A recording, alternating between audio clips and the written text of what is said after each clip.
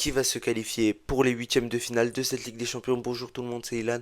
On va faire les pronostics rapidement de ces barrages de Ligue des Champions. Bien sûr, il y a des matchs qu'on va pas parler comme Karabakh Newcastle, Olympiakos Leverkusen et j'en oublie sûrement un ou deux. Donc on va commencer directement avec Atlético Madrid Club Rouge. Atlético Madrid, c'est un club assez spécial à analyser. Vous le savez tous et on en a parlé aussi au match aller qu'ils sont assez spéciaux dans leurs résultats. Et ils avaient fait un 4-0 contre le Barça et après avaient perdu 3-0 contre le Rayo Vallecano. Et après ça, justement, on fait un énorme 3-3 contre Club Rouge. Puis ils ont regagné 4-2 face à l'Espagnol. C'est une équipe qui est capable d'encaisser beaucoup comme d'en mettre beaucoup, que ce soit à la maison ou à l'extérieur. Par rapport à Club Rouge, où en ce moment ils sont quand même sur 4 matchs sans défaite, avec 3 victoires, plus ce match nul face à l'Atlético. Maintenant, on n'oublie pas que c'est le championnat belge, c'est pas le même niveau que la Liga et que quand ils ont affronté une équipe du top 3 du championnat belge, ils ont perdu 1-0, ce qu'ils ont fait il y a 5 matchs contre l'Union Saint-Gilloise. Donc maintenant, si je dois mettre un score exact sur ce match, je mettrai quand même un 2-1 pour l'Atlético Madrid. Je les vois se qualifier et chez eux à la maison, je pense qu'ils seront un peu plus rassurants et qu'ils prendront moins de buts. Maintenant, un match que je m'attendais pas, que j'allais vraiment douter sur la qualification d'une des équipes, c'est Inter Bodo Glimt. Tellement je pensais que le match allait pas du tout être serré, j'ai pas fait le pronostic dans les matchs allés et dans ma première vidéo.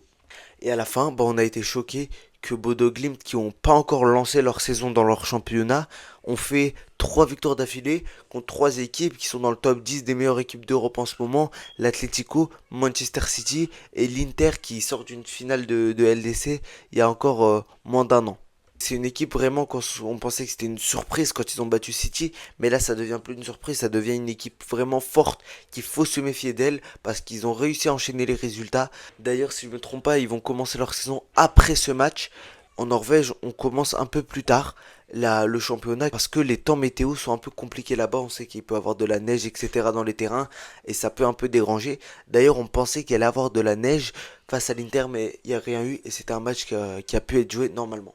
Maintenant, si je dois voir les derniers résultats de l'Inter, ils sont assez bons. À part cette défaite contre Bodo Glimt, ils ont gagné Sassuolo 5-0, ils ont gagné la Juventus 3-2, et leur dernier match face à Monza où ils ont gagné 2-0. Ils sont actuellement premiers de Serie A, avec 10 points d'avance sur le deuxième qui est Milan, donc leur rival de toujours. Donc voilà, ils assurent clairement en championnat, ils vont sûrement prendre le titre encore une fois. Et Bodo Glimt, leur série c'est 5 matchs, 5 victoires. Sauf que leurs 3 derniers matchs, comme j'ai dit, c'est City, Atlético et Inter. Donc je pense qu'il n'y a pas beaucoup de clubs qui ont fait cet enchaînement de 3 gros matchs comme ça depuis très longtemps. Maintenant, mon pronostic sur ce match, c'est que je vois la surprise et je vois Bodo Glimt se qualifier. Ça serait vraiment magnifique pour ce petit club, on va dire, qu'ils n'ont pas l'habitude même d'être en 16e de finale.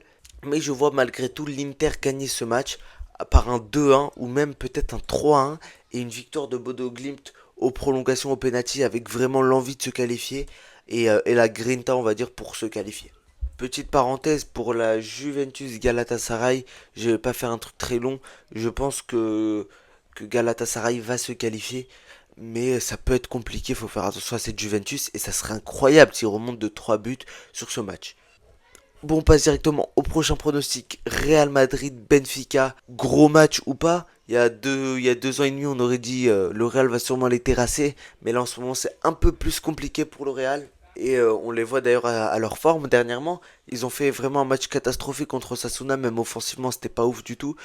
Faut savoir que face à Benfica, ils ont su quand même donner de l'énergie, donner de l'envie pour gagner ce match. Alors que quand tu vois le match face à Osasuna, t'avais l'impression qu'ils avaient la flemme de dépenser leur énergie, qu'ils voulaient peut-être garder leur énergie pour Benfica. Non, une équipe comme ça, elle doit gagner tous leurs matchs. Et d'ailleurs, ça leur fait perdre leur première place de Liga, prise par le Barça après leur victoire face à Levante. Maintenant, Benfica, à part leur défaite face au Real, c'est assez solide. Si je ne me trompe pas, ils ont toujours pas perdu de match en Liga Portugal. Ils ont gagné leur dernier match. Je pense quand même que le Real va se qualifier parce que le Real, c'est le Real des joueurs d'expérience malgré tout. Même si dans le jeu c'est moins bon, je pense que ça sera un match où peut-être même le Benfica va ouvrir le score, un peu comme le match face à l'OM où le Real va avoir vraiment un moment de temps fort. Ils vont pouvoir marquer. Donc ce match, je vais mettre un 3-1 pour le Real, sachant que je pense que tous les joueurs dans leur tête, ils doivent se dire on doit se rattraper de ce match face à Osasuna. Prochain match, aïe aïe aïe, mes amis parisiens, voilà, comme je vous aime les parisiens, je vous adore.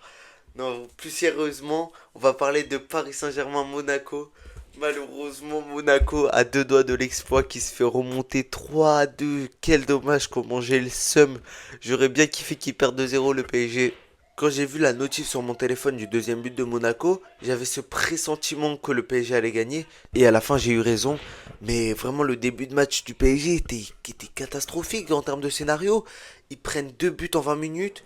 Ils ratent un penalty. Le Ballon d'Or, leur meilleur joueur de la saison dernière, sort blessé. Et ils arrivent quand même à remonter. Donc l'aspect mental pour le PSG, c'est vraiment à souligner. Vraiment, je les admire dans ce côté-là. Parce que l'aspect mental à Marseille, on aimerait bien que ça évolue. Ouais, parce que nous, c'est tout l'inverse. À la place de mettre des 3-2, on prend des 2-2. Mais bon, on change de sujet totalement là. On se reconcentre. Donc ils sortent que d'une victoire face à Metz, qui est rassurante un peu. Dans le jeu, ça a été beaucoup mieux. Et maintenant, bah, Monaco, c'est toujours cette équipe assez spéciale, assez bizarre, avec vraiment une infirmerie complètement remplie. Je vais vous citer tous les joueurs qui sont indisponibles pour Monaco face au PSG. On commence. Christian Mawissa, Kasumu Ouattara, Paul Pogba, Takumi Minamino. Donc voilà, donc ils ont presque un effectif entier qui pourront pas être là.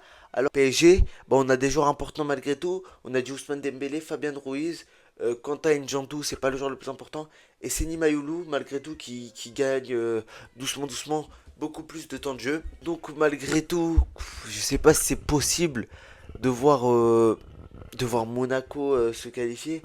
Sachant que le PSG, vraiment, dans ces moments-là, je pense que ils savent que c'est le moment où ils doivent se réveiller le plus et enchaîner des matchs, pas que avec des bons résultats, mais aussi avec du bon contenu. Donc maintenant, on arrive sur le pronostic.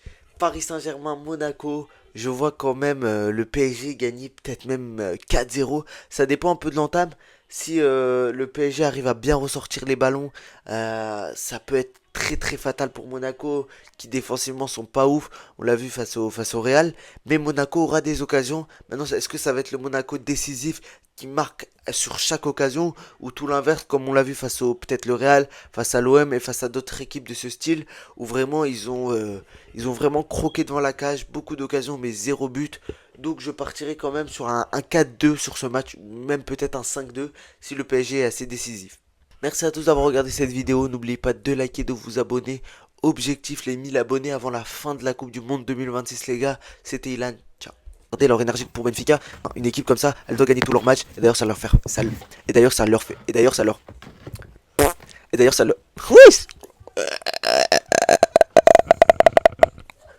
et d'ailleurs ça leur fait perdre le, et et d'ailleurs ça leur fait, et d'ailleurs ça leur ferait, non pourquoi je dis frais ça, et d'ailleurs ça le, ça, oui ça fait 2 minutes que je suis sur une phrase sa mère, je veux la réussir.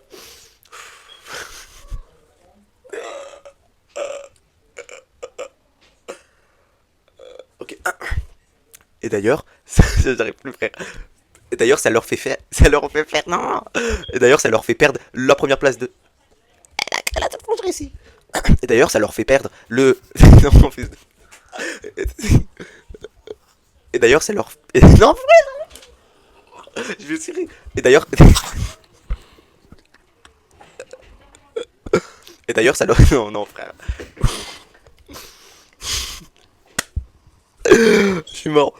Et d'ailleurs, et d'ailleurs, ça leur fait perdre leur première place de Liga, prise par le Barça.